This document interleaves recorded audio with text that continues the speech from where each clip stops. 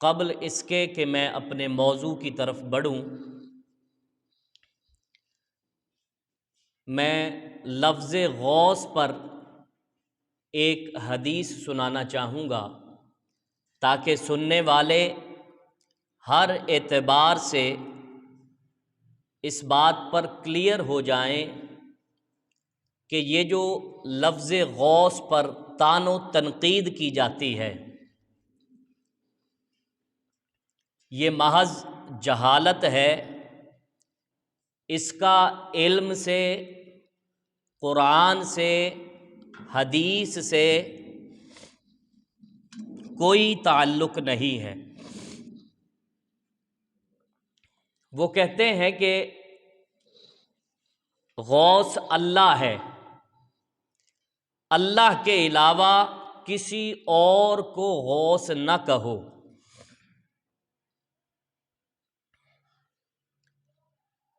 ارے بابا، میں تیری بات مانوں یا مصطفیٰ کی بات مانوں؟ اگر حضور نے اللہ کے علاوہ کسی اور کو بھی غوث کہا ہو، اگر حضور نے اللہ کے علاوہ کسی اور کو بھی غوث کہا ہو تو اس کا مطلب پھر یہ ہوا کہ غوث غوث کہنا میرے مصطفیٰ کی سنت ہے۔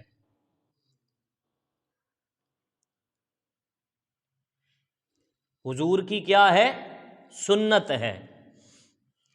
یہ حدیث مسند احمد میں ہے، یہ حدیث پاک مستدرک حاکم میں موجود ہے، اور یہ حدیث پاک امام مسلم اور امام بخاری کے استاذ امام ابن شیبہ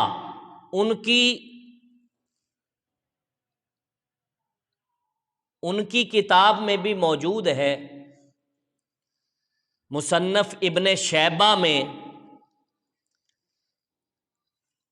یہ حدیث پاک جس کے میں نے 3 ریفرنس دیے، یہ حدیث پاک ہے کیا؟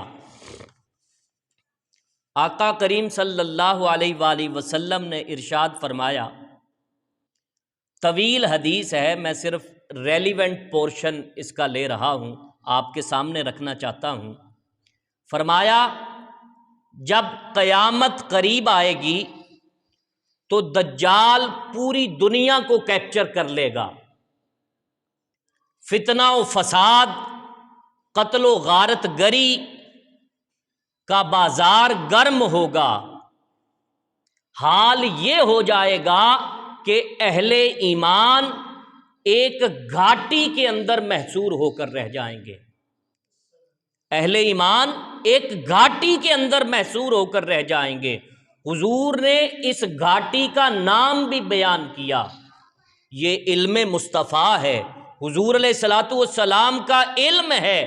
وہ گھاٹی پتہ نہیں آج اس نام سے ہے یا نہیں، لیکن حضور نے اس گھاٹی کا نام بھی بیان فرما دیا۔ جو قیامت کے قریب مجاہدین جس گھاٹی میں محصور ہو جائیں گے، حضور اس کا نام بھی بتا رہے ہیں، اور فرمایا کہ وہ گھاٹی افیق نام کی گھاٹی میں محصور ہو کر رہ جائیں گے۔